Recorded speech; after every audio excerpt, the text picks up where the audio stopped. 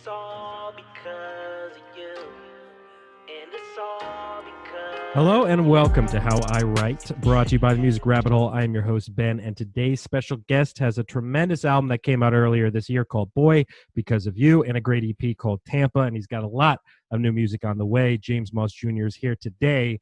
Now, first things first, I know you are a golf guy like myself. How's the game been this summer? Do you feel like are you improving in this new virus world where we can't even take the flag out of the pin? How's the game been? It's actually, yeah, it's been all right, man. So, I guess the one bright side of this whole quarantine, if you will, has been I've been able to get out and practice and play a little bit more often than I have been It's in the like the last only few sport you months. can do right now. It's like golf or It's honestly, tennis. That's it. it's like the safest thing you can do right now. You know, you're practicing social distancing because you're pretty far away from people, but nah, man. Overall, game's been pretty good. Getting ready for a trip to head out to Oregon here in 2 weeks. So Going to be doing excited some for golfing that. out there. Oh yeah, Nice. man. A little 5-day golf trip. So I'm excited about that. What are you shooting right now? What do you think? Man, you know what? If I can keep it around even par, I'm a happy man these days. So Solid, solid. not So he bad. can rap, he can sing, he can also golf. James, so the point of this show is, and you're going to be kicking off the very first episode here, and I wanted to kind of take some of the some of the elements of the regular show that I do, and I wanted to actually dive in a little bit deeper, and specifically in the songwriting world. So I let's start with as far as your earliest memory of songwriting. So let's take it all the way back. Your first time where you started to kind of come up with songs. I'm sure they were all really, really good, right? Everybody knows the first songs you write are really good. Talk about a little bit about your earliest memory of deciding to like, hey, I got something going on up here. I want to get it down on paper.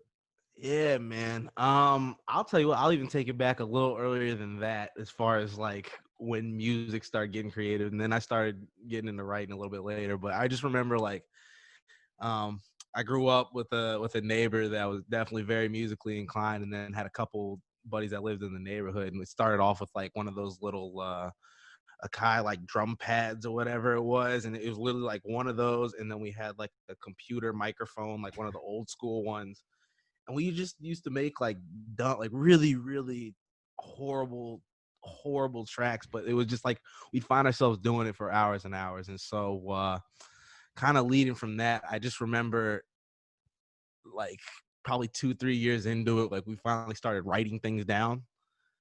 um I remember being in this very basement, actually just kind of trying to come up with something, like trying to out rap kind of my neighbor, if you will. So we kind of go back and forth trying to, write like the hottest stuff. But I mean, going back to then, like guys that were killing it, what I'm saying? You get like the early like Waynes, and just the metaphor simile game kind of on a different level, that hashtag rap, everybody trying to make something, uh, you know, What kind two of stuff things were you having done. drawing Yeah. inspiration on back then? Like, what were you?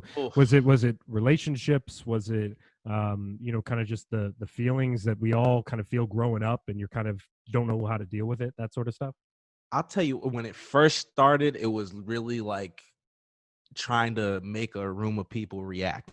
Yeah. Like it was, I remember the first time I was able to do it, I was actually on the bus in middle school, and with some kind of bar, da da da da da, like something else, and making a bunch of people in the room go, oh. And I remember the first time I did it, like, was just absolutely hooked. I was just like, okay, I want to do that as often as I can. So The school that's kind of bus, where it best started. School. audiences. Oh, I feel like the best 100%. audiences is always the bus for anything.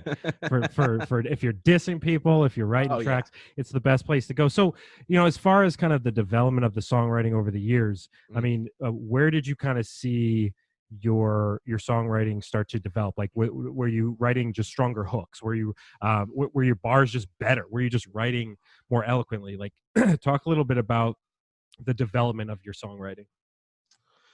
Definitely. So I think the strongest thing I had kind of in my toolbox early on was um playing around with words, wordplay, being able again to link completely two different ideas, and make them hit, at the end of a fourth bar, and again making that room kind of, just go ooh with a big old punchline. So I think that's that's where it started. That was my strong suit. And then I learned there's so many people that can do incredible stuff like that. So, you know, when it comes to songwriting and being able to create, you know, little melodies and things that people really attach to, that was definitely a completely different process, which you know, hopefully we get into a little bit more later. But uh really, like I said, started with just, you know, bar heavy verses, not really writing songs, if you will, just verses, packing as many words and um similes and double entendres and things that I could into 116 bar verse, and eventually started to be a little bit more observant of what caught the ear of people and what made things kind of catchy, if you will. So that was definitely a big turning point, I think. Do you remember when you?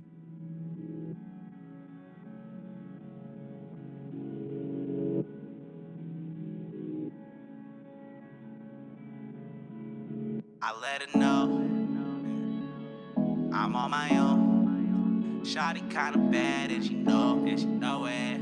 Come on back to my home, come on back to the crib at one time though. I can't see what these other niggas. No. I can't be what these other people want me to. I can't even discuss it with you. I'm waiting on the love I got with you. Now shawty, back it on me. Back it on me. Ain't no way that we go back to homies. Not back to homies. At the party, got the swagger on me. I got the cheese like the macaroni. I ball like Shaq and Kobe. I ball like Dak and Tony. I can't be mad. Shawty tripping like I'm chaperone. I'm in my bag. Give a fuck about it. Do you remember when you first started kind of putting some kind of personal feelings and thoughts into your music? Like, because I feel like rappers sometimes go through this evolution where, like you said, sometimes it just starts with just kind of, you know, putting some stuff together, making your friends laugh and entertaining people. And then there comes a time where there's some songs that you put out there a little deeper, that are a little more like trying to, you know, messaging about you, or you're expressing yourself. Do you kind of remember what that was like, as far as kind of the first time where you're like, whoa, I'm getting a little heavy right here. Like I'm putting a lot into this song. I'll tell you what, there's a very defining moment in like my music listening to transition to writing career, if you will. I mean, it started with, I'll never forget this. I'm in Richmond, Virginia, with actually this neighbor that I grew up with. We're riding around in the car, and he goes, it's very early on. He says, "You ever heard of Kendrick Lamar?" And I'm like, "Nah, like I haven't. Like, you know, play me some stuff." And this man came out, you know, he said, you know, look inside of your soul and you can find gold and maybe get rich. And I literally remember being like, oh my goodness, I have to delete everything I've ever written in my life. Like, this is okay. Motherfuckers want to hear about stuff, you know, and people really want to hear about what's going inside, you know, what's going on here, what's going on inside your head, the things that you're actually going through. And I remember that was a big kind of, you know, turning point in my writing career. So then I started to, you know, take notice a little bit more about how I felt about things, and expressing those things, like, you know, like you said, relationships, with, you know, not just females, but, you know, family, friends, observing, you know, how these friends can turn to enemies, and all these different themes that I started to see in common in a lot of, you know, big time songs and from big time artists. So right around that time, Good Kid, Mad City shook my whole world up. I had to change it all. Incredible album, man. Yeah, Oh no my joke, God. man. Oh my God. So talk me through a little bit through a typical James Moss Jr. writing session right now, as far as kind of your process. And I know it's got to vary from song to song, and, you know, of course, all over the place. But I mean, are you a type of guy who needs to like set aside a time frame where it's like, all right, I'm going to sit down, I'm just going to focus, I'm going to write right now? Is it more about like you'll pick up little bits and pieces throughout your day, and then maybe you throw them in your phone?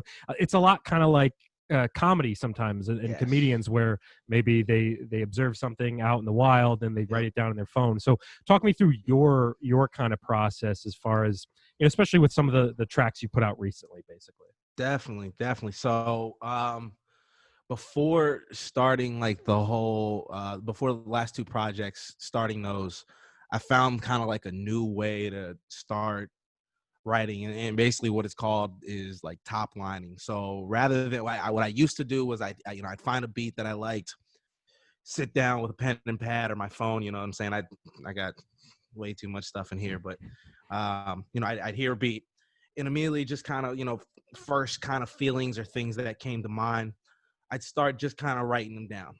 And that was the way I did things in the past. And before these last two projects, I started to find a beat that I liked. And before I started writing, I had to make a decision on like, how does the song go? What's like the feeling? What's the melody? What are the kind of the emotions about it? So it sounds really, really goofy, but I'd throw on the beat and I would literally get up here and I would start freestyling like straight gibberish. Sure. You know what I mean? Like little bits and pieces would come, like maybe like little phrases or whatever it may be. And Is that about it's like actually picking up the pace? Is that about like figuring out what pace am I going at, that sort of thing?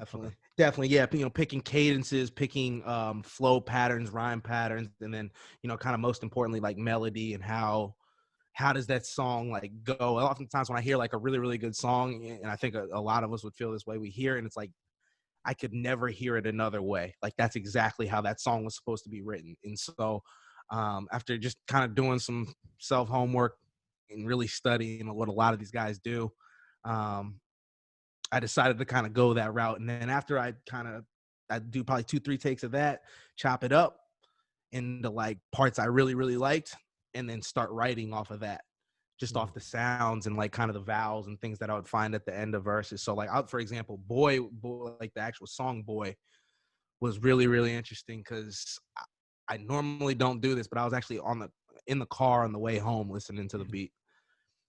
And something like the first thing was just kind of like the words that came about, just like I was, really feeling some type of way about a relationship I had gotten out of. And I just kept saying to myself, like, just kind of I can't feel it is no more. You know what I mean? And like really, really getting it. And I was like, that's definitely it. And so immediately got home and it one of the fastest verses I've ever like written. It kind of just fell out in 15-20 minutes. So really, really easy that way. But it's definitely evolved over the years. Sometimes I'll just go back and I hear a beat and kind of, back to phase one. But I to wrap all that up, I noticed like I feel like the most dangerous artists who have like that longevity in the game all have that freakish ability to kind of like get up on the microphone without writing too much down, and they can punch in line for line, or they have the ability to like let it go the first time they hear the beat. And oftentimes we talk about music like it's about capturing like great moments, like pieces of gold. So like I could say the same line over and over and over again, but generally the first time I say it is the most like authentic and natural it'll come out. So that's why those guys who can kind of freestyle and like let things go the first time, the Jay-Z's, the Waynes, the Kendricks, the Eminems, those guys are just freaks, that's why they can do what they do and motor music out at such a high rate and high level, I think. So I think something that's interesting and people may not know about you is you also have a background in some battle rapping as well. very true. So I think I was curious about, do you feel like your kind of battle rap experience has helped you in your writing ability? Does it not really have much connection, or talk about, some of the differences between preparing for something like that and sitting down and writing a song for like an album? Definitely. I think it definitely helps with like just having like a larger word bank and like a reference bank. So you know what I mean? Battle rap's big into, again, double entendres, making that same thing mean two or three different things. um and so it helps me in that way. It also sometimes it'll kind of freeze the pen, if you will, when I'm making music, because in music, I feel like the structure of rhymes, meaning like kind of multi-syllabic rhymes, meaning like, okay, so I could say, oh gosh, like bottle opener, right? And in battle rap, I have to find something that's like very like almost perfectly rhymes the bottle opener, all right? And then where in music, the only word I kind of really not have to find, but is kind of standard to find, is like just the opener without the bottle. And so sometimes when I'm writing music, it's like I'll get so caught up in trying to make perfect rhymes instead of like tying a whole idea together. So it helps. It definitely helps. Sometimes it hurts, but I don't know. For battle, I feel like battle rap for me, like the topic is a lot easier because it's like you give me a month and I'm literally like trying to find out everything about your life. Like I'm on your I'm on your Facebook, I'm on your Instagram, I'm finding out if you got girl problems, I'm finding out if your car broke down last week, all these different things. And it's pretty concrete, you know what I mean? It's right there in front of me, where music can be a little bit more abstract and you're kind of going off of a feeling and you're trying to invoke emotion out of other people and yourself and all that good stuff. So Like a different muscle in a way that you're working with as far as that. Yeah. Yes, definitely. So as far as and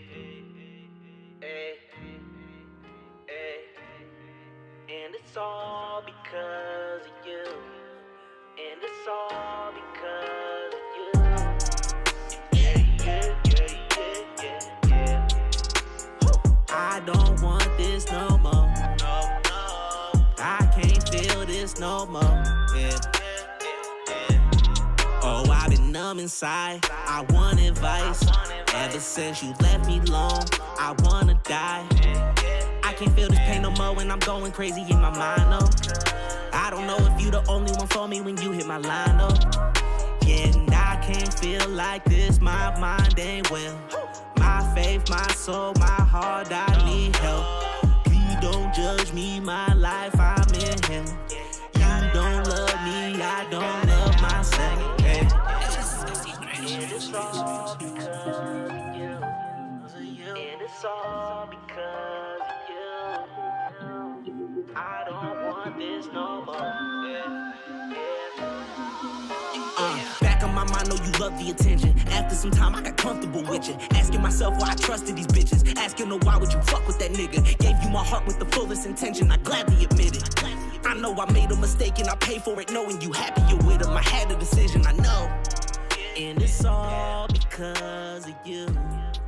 And it's all Definitely. So as far as these couple projects you've been putting out here early in the year, I mean, I was curious. One thing I always wonder about is, do you go in thinking I'm going to put together an album, or I'm going to go put together an EP, or is it more about, you know, I've been writing some songs, I've got 4 or 5. You know what? Maybe this could be an album. Like, I'm sure it's different from artist to artist, but I'm just curious about for you specifically, like, what made you decide to put together that Boy project, and what made you decide to put together the Tampa project, that sort of thing?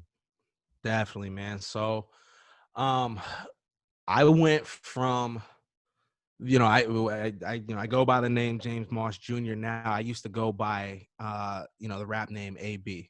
My initials Alex Bryant, but there was kind of a transition period where I said, okay, I'm going to take on this new name. And then I kind of laid low from putting out music for about 2.5 years. Now, while I wasn't putting out music, I was, again, kind of finding some of those new techniques I talked about earlier and just making a ton of it. And I'm talking about, you know, in 2.5 years, probably 200 to 300 songs of just things that really trying to develop and find some kind of a sound.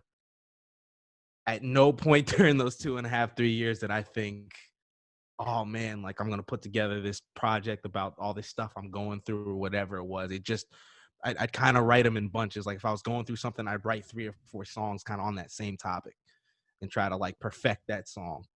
Not that, you know, not that any of them are perfect, but just kind of get the best version of that story. And so, you know, 2.5, 3 years later, I'm sitting there kind of and going through a bunch of them. I'm like, well, you know, kind of like you said, maybe, you know, these 4 or 5 kind of all fit that same theme.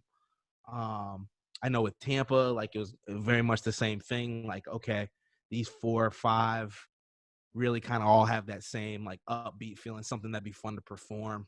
Because they have different feelings. I feel like the 2 very different projects definitely have different feelings. I know when I was listening to them, I got that idea, and Boy does tend to kind of have the same, and it's almost, I mean, I like the Tampa project as well, but I feel like Boy, and maybe you agree, I feel like Boy might be some of your best work. I mean, Yeah. it's really, really strong project. And we'll be playing some of those songs throughout this episode. We'll be cutting up this interview a little bit, but so Yeah. the people at home can listen to it. But I mean, did you kind of feel that as you were putting together the Boy album? Did you kind of feel like, man, I got something pretty good here? Like this is something that could elevate me a little bit.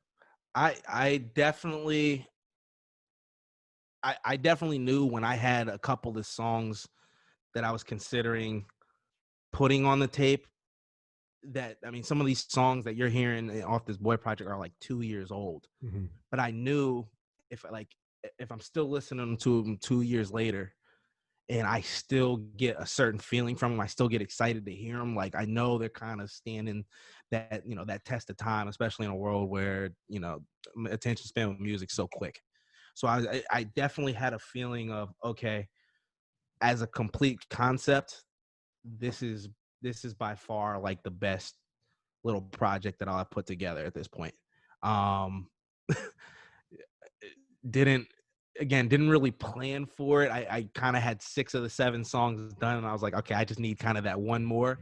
And so I knew one of them was like, okay, I'm fighting for that last album track, but um definitely I think like the best, like most complete body work in terms of like talking about things that are personal to me.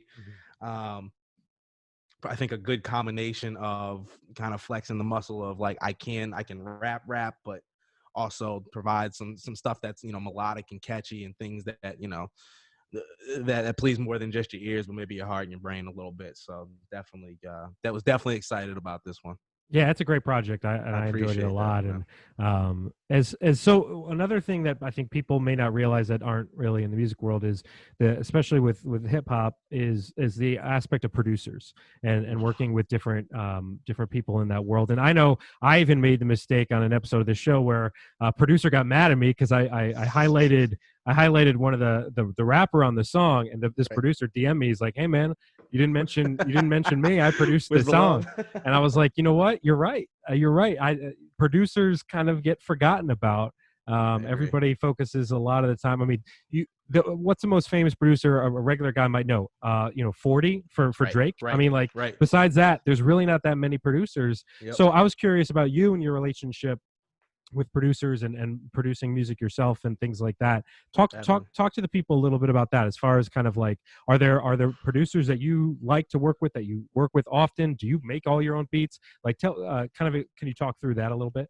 Yeah, absolutely. So I mean, yeah, I think you couldn't have hit it more on the nail with that. Just a lot of times I feel like we don't like, not that we don't necessarily like, cause I love like Young Thug, I love Future and all that stuff, but like at the end of the day, like I love Boy Wonder, I love what I'm saying, I love Jetson Made, I love like you said, 40, all these guys that are kind of behind the scenes. Mm-hmm. um I know personally, like, a lot of my beats, I spend 30% of my day, like if I'm driving around, I'm listening to beats. So I'm going through YouTube, I'm going through SoundCloud, BeatStars, like whatever it is. But if I find something I like, usually I have ways of just basically getting the MP3 onto my computer. And if I make a song that I like out of it, I'll reach out to that producer and say, hey, what's going on? Can I lease this? Can I buy this exclusive? I really, really enjoy this. And I got something. Then once I finish recording, I'll actually like send it off to them, just kind of see what their thoughts are and all that stuff. So that's one way I've kind of tried to build relationships with producers that I don't like personally know, Mm-hmm. that's kind of internet backpacking. But um, I know for some of the upcoming songs I have, there's a lot of local producers in kind of the Northern Virginia area that I've started working with, um, that, may have heard some of the songs off Boy or whatever it is. And so, I started getting beat packs and people were starting to send emails and things like that. So just trying to build those relationships. I couldn't agree more though. Like those engineers, I'm sorry, not the producers are a lot of times kind of those unsung heroes, but the other guys we got to talk about are the engineers, man. The guys that make these rappers sound the way Yeah. you think they actually sound, right? So those guys, I got a great guy, and we go by, we call him Russ. His IG name is Rosnick Music. Met him a couple years ago, and he was the one who really did the groundwork behind Boy.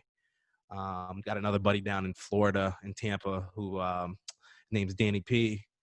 working with a lot of awesome artists down that way. He's got a couple of big time credits down there, some awesome studios. So those are I think those two guys, the producer and the engineer, those are the true heroes, man. They do 80% of the legwork, and I'm here to just execute what I can, but they do the hard stuff. So It's such an interesting team when it comes to that it sort of really thing, is. because because when it comes to like a rock band or something like that, the different instruments, Right. what's kind of behind the music. You may think a little bit about engineering if there's some extra elements, but with hip hop especially, there's so many other people involved than just the rapper that his name is highlighted Right. on the song, and that's Absolutely. kind of a super fascinating part of it. It is. It is. So I wanted to, and I appreciate you being on. I wanted to ask one last question here. So I wanted to talk a little bit about some songwriting heroes of yours. So one you just mentioned was Kendrick Lamar. You've thrown out some other names there. Yep.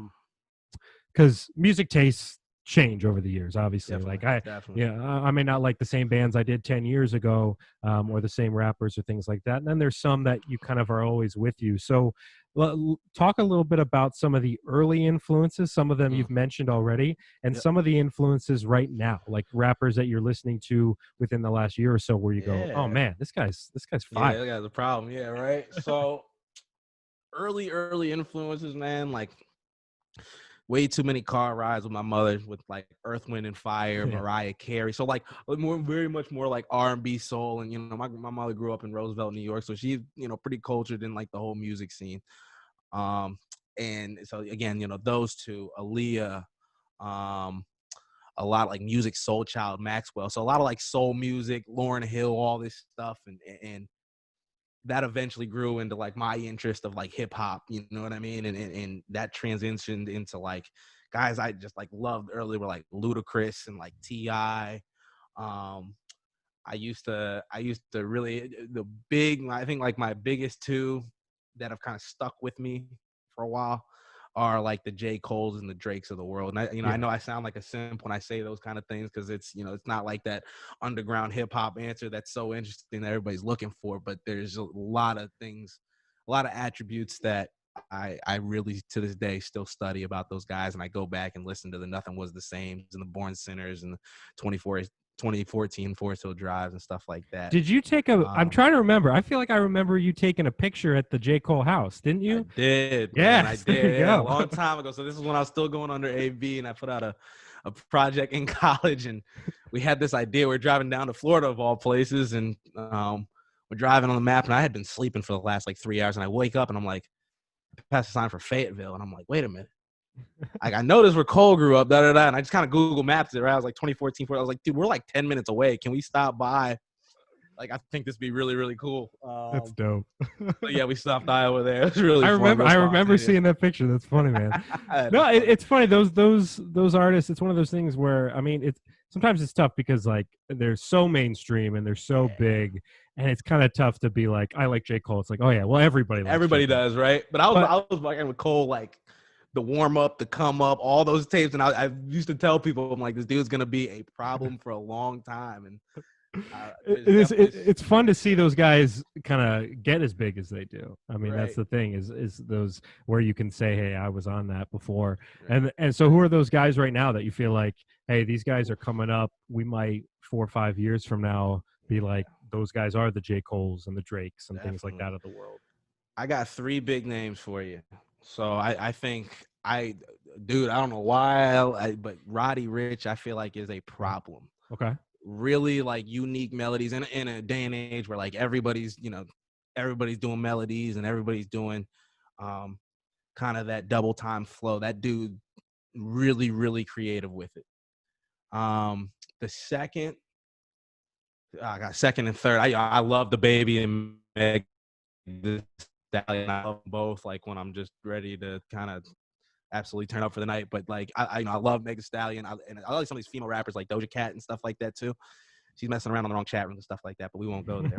But her music and everything like that, she's nasty. She can rap. She makes awesome melodies. And then the last big one, and I think he has the potential to take over the shoes of being the pioneer of like the younger generation of kind of conscious hip hop, if you will, is YBN Cordae.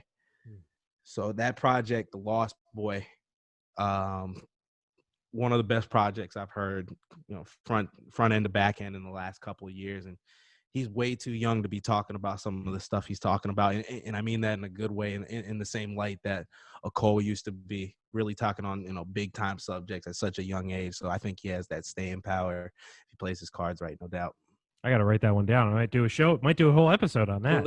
Dude, if you haven't heard yet, that dude's really, really, really good. And he has like one of those silly like YBN XL like names, and it kind of turned me off at first. And I'm like, if he had like not a normal name or something like, a little bit more standard, I feel like I would have caught on much earlier. But I gave him a chance, and it's a problem, man. I'll give him a chance. I'll put him on the list, man. Definitely. So there you have it. That is how James Moss Jr. writes. You can follow and stream his music on all platforms, including Instagram at James_Moss Jr. Give him a follow on there, as well as his YouTube channel, SoundCloud, Apple Music, and Tidal. James, thanks for coming on, man. I appreciate you joining. Again, we'll be playing some of your music throughout the show. And you're the pioneer here. You kicked off this new segment we're doing on the channel with How I Write, and this was great. I really appreciate you coming on, man. I'm honored, man. I'm honored. You're doing some awesome little things over there with the Rabbit Hole music, man. I'm a fan. I love the concept, so definitely keep it up, man. Keep it up on them, and keep applying that pressure, man. Like I said, big time. Thank you.